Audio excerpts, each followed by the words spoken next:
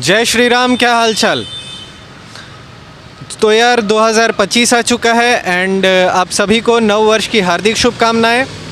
आशा करते हैं कि यह नव वर्ष आप सबके लिए सुख समृद्धि एवं सुयश का संवाहक बने। लेकिन जब भी न्यू ईयर आता है तो हम लोग रिजोल्यूशंस बनाते हैं कि इस साल ये करेंगे, इस साल वो करेंगे एंड पढ़ाई करेंगे, फैट लॉस करेंगे, वेट लॉस करेंगे, प्रिपरेशन करेंगे एग्ज़ाम का। बट हम लोग कई बार रिजोल्यूशंस बनाकर उन चीज़ों को अचीव नहीं करते हैं, उन चीज़ों को एक्शन में नहीं लाते हैं। If I guess that's the right word. हम लोग एक्शन में नहीं लाते हैं। हम लोग प्लानिंग तो कर लेते हैं बट हम लोग उसको एग्जीक्यूट नहीं करते हैं। आज हम लोग इसी टॉपिक पर बात करेंगे, ठीक है। तो hi guys, I am Gaurav and welcome to day zero of self improvement. I am referring this day as day zero because in military parlance day zero is the very first day of training. So let's roll the intro without wasting time.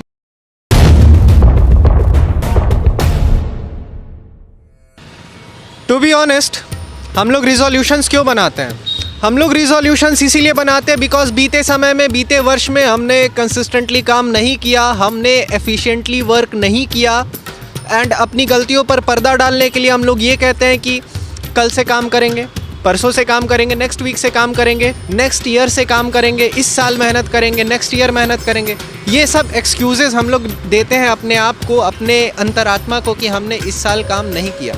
Basically it's just a way to procrastinate. But the point is, why do we procrastinate? हम लोग काम को टालते क्यों हैं? जब हमको पता है कि कोई काम ज़रूरी है, इसको करना है, फिर भी हम लोग उसको टाल देते हैं कि कल करेंगे, नेक्स्ट ईयर करेंगे। तो हम लोग काम को टालते क्यों हैं? देखो भाई, हमारे बॉडी को चाहिए कंफर्ट और इसी कंफर्ट के चक्कर में हम लोग एफर्ट नहीं लगाते। इसी कंफर्ट के डिज़ायर से जन्म होता है आलस का और इसी आलस के कारण हमारे अंदर प्रोक्रेस्टिनेट करने का टेंडेंसी डेवलप हो जाता है। मतलब काम को टालने का हैबिट बन जाता है कि हम लोग आज नहीं एफर्ट लगाना चाहते हैं, एफर्ट में पेन है और कंफर्ट में ईज़ है, दैट इज़ कंफर्ट में सुख है, ठीक है। इस रीज़न से हम लोग एफर्ट नहीं लगाते हैं और प्रोक्रेस्टिनेट करते हैं। बट जब हम लोग अपना कीमती समय व्यतीत कर देते हैं फालतू की चीज़ों में तो हमारे अंदर डेवलप होता है लैक ऑफ अकम्प्लिशमेंट का फीलिंग। लैक ऑफ अकम्प्लिशमेंट मतलब कुछ भी अचीव नहीं कर पाना। जब हम लोग काम को टालते हैं, एफर्ट नहीं लगाते तो कैसे रिजल्ट्स मिलेगा? और इस फीलिंग से गिल्ट डेवलप होता है हमारे अंदर कि हमने अपने कीमती समय को व्यतीत कर दिया और ऐसे कामों में लगा दिया उसे जिससे कोई अच्छा आउटपुट नहीं मिला। हमको पढ़ाई करनी थी, हमने गेम खेल लिया, उसको टाल दिया, सोने चले गए, कुछ भी कर लिया जिससे मेरा टाइम वेस्ट हो गया, बट मैं पढ़ाई नहीं कर पाया। और इस सिचुएशन को एक बहुत अच्छा संस्कृत का श्लोक है जो इस सिचुएशन को एक्सप्लेन करता है। आलस्यम ही मनुष्याणाम शरीरस्थो महान रिपु नास्ति उद्यम समो बंधु कृत्वाम यम न वसीदति।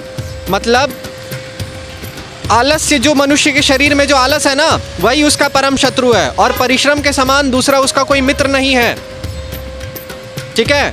क्योंकि परिश्रम करने वाला व्यक्ति कभी दुखी नहीं होता है। हालांकि यहाँ पर एक फ्लॉ है। द पॉइंट इज़, परिश्रमी व्यक्ति भी दुखी हो सकता है और इस चीज़ को हम रेक्टिफाई करना चाहते हैं। अगर परिश्रमी व्यक्ति को रिजल्ट्स ना मिले तो वो भी दुखी फील कर सकता है। हालांकि एक अलग एक्सपेक्ट है, बट वो कभी भी लैक ऑफ अकम्प्लिशमेंट की फीलिंग से पीड़ित नहीं होगा। So we have identified the problem, but what's the solution? Let's come to it. अभी हमने डिस्कस किया कि हमारी बॉडी को चाहिए comfort, but can you guess कि वाई हमारे बॉडी को कंफर्ट क्यों चाहिए? देखो, इस भौतिक जगत में हम लोग हर सुख दुख, अच्छी बुरी एक्सपीरियंसेस को, अच्छे बुरे अनुभव को अपने इंद्रियों से ग्रहण करते हैं। और जब किसी कार्य को करने में या जब किसी अनुभव में हमारी इंद्रियों को सुख प्राप्त होता है तो हम लोग उस सुख से आकर्षित हो जाते हैं और हमारा मन तो चंचल है, उस सुख के प्रति भागता है, उस सुख के प्रति आकर्षित हो जाता है, उस सुख को दोबारा प्राप्त करना चाहता है। कंफर्ट भी ऐसा ही एक सुख है और कंफर्ट में भी हमारी इंद्रियों को सुख प्राप्त होता है। इसीलिए हमारा मन कंफर्ट को प्राप्त करना चाहता है, अचीव करना चाहता है। यार कंफर्ट में रहेंगे, एफर्ट नहीं लगाएंगे, ठीक है, क्योंकि एफर्ट में पेन है, इंद्रियों को कोई सुख प्राप्त नहीं हो रहा है वहाँ से। और मन बहुत चंचल है, मेन रीज़न यही है। और इस चीज़ का उल्लेख भगवत गीता में बड़ी सुंदर तरीके से किया गया है। अर्जुन भगवान कृष्ण से पूछते हैं कि हे माधव, मन चंचल है, इसको वश में कैसे करें? तो भगवान कृष्ण इसका बड़ा सुंदर और सरल उत्तर देते हैं कि असंशयम महाभावो मनो दुर्निग्रहम चलम अभ्यासेन तु कौन्तेय वैराग्येन च गृह्यते।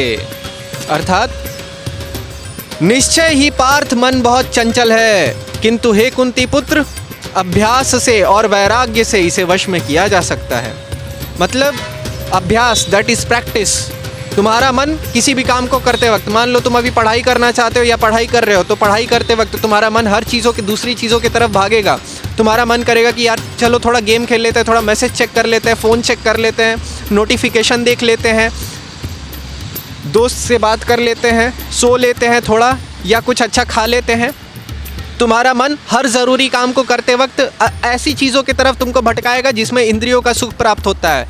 लेकिन तुमको हर बार अपने मन को खींच के वापस लाना है, उस काम में लगाना है जिस काम को तुम कर रहे हो या जिस काम को तुम करना चाहते हो। यही है अभ्यास।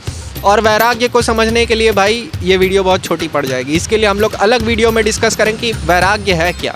लेकिन इतना हम बता सकते हैं कि जो भी व्यक्ति वैराग्य को प्रैक्टिस करता है, वैराग्य दैट इज़ डिटैचमेंट को प्रैक्टिस करने वाला व्यक्ति सुख दुख, उसका अंतरात्मा जो है सुख दुख और हर बंधन से मुक्त हो जाता है।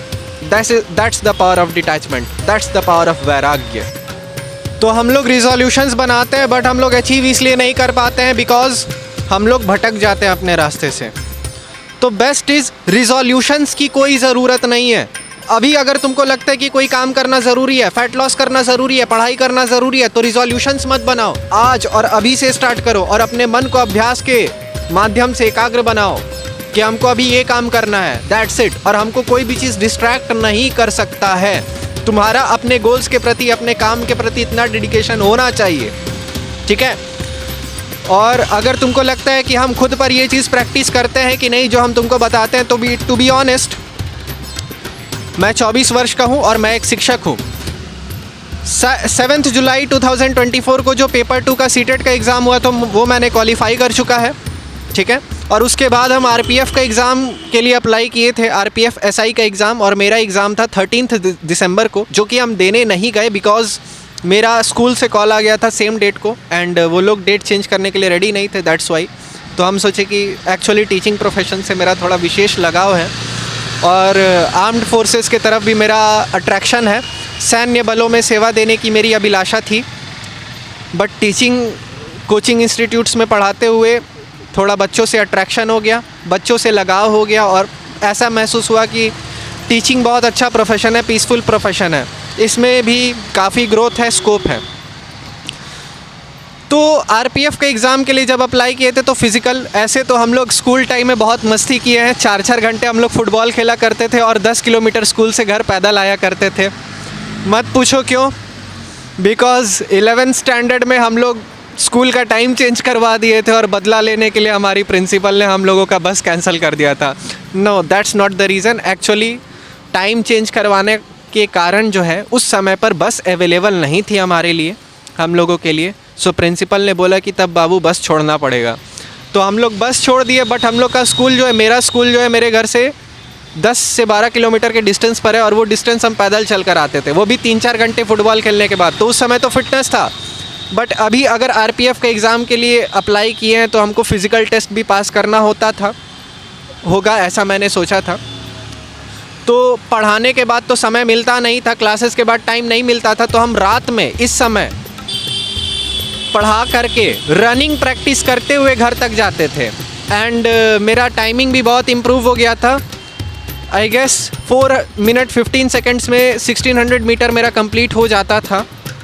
अभी भी करंट टाइमिंग है, तो हम ये नहीं सोचे कि यार हम तो अभी पढ़ाते हैं, हम कैसे करेंगे, रूटीन मैनेज नहीं हो रहा है। नहीं, stop making excuses, take action, do what's necessary, ठीक है।